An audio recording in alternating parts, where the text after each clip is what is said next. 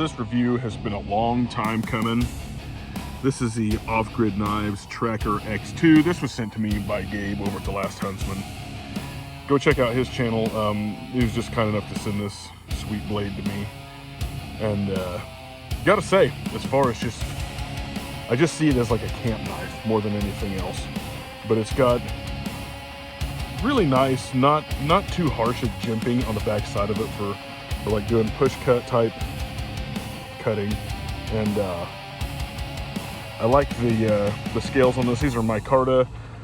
I think the design on the handle is really cool. It's just kind of grippy. It's not overly harsh though. Really user friendly, and there's enough real estate. It's sort of a smaller knife in my opinion. Most people would see this as a big knife, but it's kind of a smaller one. For my thought processes as far as outdoor knives go, because I like big choppers and stuff, but I also like this sort of camp knife size blade. It's in Cryo D2, by the way. I also really like the Chicago screws on this. Those look really good. Really comfortable in the hand. As far as the thickness, there's a little bit of contour to the handles, and I don't exactly know the blade thickness, but it's definitely robust. It's kind of a thinner, more slicey version of like an SC5 or something like that. So we're gonna do a little cutting and just do a little wood processing. Overall, I really do like this knife. I've just had it a long time and been meaning to get to it, and had a bunch of stuff coming up. So we're gonna put her through her paces right now. Okay, so what I'm looking for in a camp knife is something robust enough to process down firewood for, like with batoning, things like that. Able to be used to baton down small trees for shelter making if I don't have a saw. Small enough to be not cumbersome for processing an animal down like deer or even a squirrel, but still having the ability to even be used as a weapon against a bipedal hominid, shall we say. Not that that's the preferable use, but you need to consider it if you're going to have a knife and it's a survival knife. That's a lot of different tasks to cover. But I think with blades like this, it's going to take a person with some skill to be able to use it for like the shelter making stuff, or even if you needed to use it for fire making and you didn't have a ferro rod, you want to carve a bow drill set. This is small enough to do it and it not be too much of a risk. We're never supposed to cut between our legs or anything like that, just due to arteries and other stuff. But having a shorter blade but robust one that is easy to sharpen, holds a good edge, and is manageable in a camp setting for those smaller tasks, but also just around other people.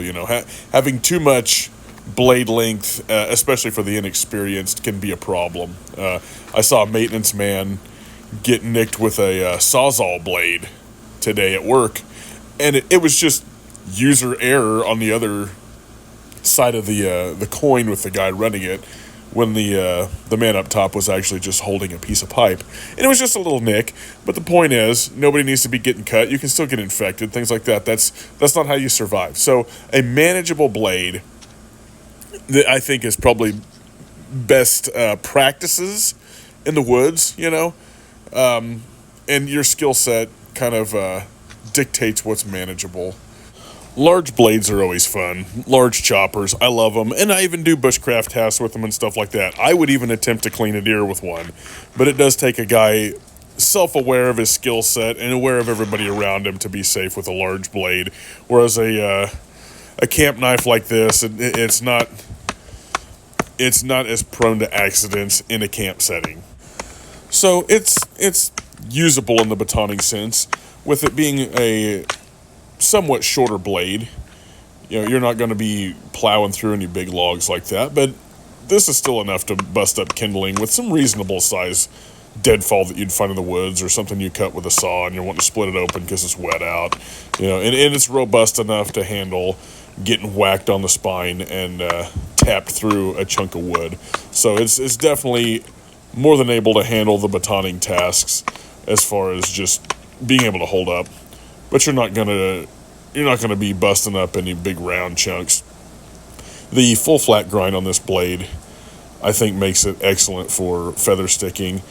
It just seems to glide through at that perfect angle for me. Now, I don't know if that is everybody's cup of tea, a full flat grind on a blade for this, but I really prefer it at this point, and this has really become one of my favorite camp knives, just all around. I've used it a lot this summer. I've used it on some kayak trips and an overnight trip. I've even used it as very sparingly. I didn't get it hot or anything, but used it as a spatula to flip some meat on a little grill I was cooking over a campfire with, but I didn't leave it on there for any sustained length of time, and I always felt it when I pulled it away to make sure it wasn't getting hot or didn't get too hot, because I don't want to screw up my blade. But it definitely does the fire task well. It's got a 90-degree spine, so you can strike a ferro rod, which we'll see here momentarily. I'm just shaving some, I guess these are almost like porcupine quills. These aren't the best freaking feather sticking I've ever done, but it'll still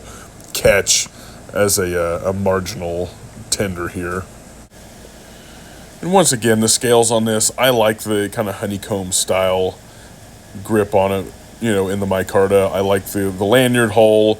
The look of the Chicago screws is awesome. And there's a lot of real estate on that handle for what I would consider a smaller knife. It's still big enough to get a good grip on, and it doesn't slip when it's wet. And here's the 90-degree spine in action. And I kind of alternate between the regular spine part and the jimping. I think the jimping works a little bit better for just kind of raking some powder off of a piece of fat wood. I don't think that you can rightly call something a camp knife that isn't a really good fire prep tool. That's just my personal criteria. You definitely have to have a usable fire prep tool in camp, in what would be considered a modern day primitive setting, whether it's being able to do the ferro rod or the do a friction fire, carve out a bow drill set and do a friction fire. So just a little ferro rod striking there. It really does a good job with that. This wood was kind of wet because we got rained on pretty severely the last few days. Just a little side shot of this. Cryo D2 full flat grind camp knife from Off Grid Knives. You should go check out their website. They're a kind of a newer company. I didn't know about them until Gabe sent me this blade, and I'd seen Scab use a few of them, and I'm highly impressed with the Cayman XL folder that I have and this Tracker X2, and I look forward to getting more of their knives. I honestly think that this one is a straight up 10 of 10, fellas. I really don't see any drawbacks to this blade. And I just like looking at this knife aesthetically. And a lot of my buddies that were with me on that camp out earlier this summer really liked this knife too.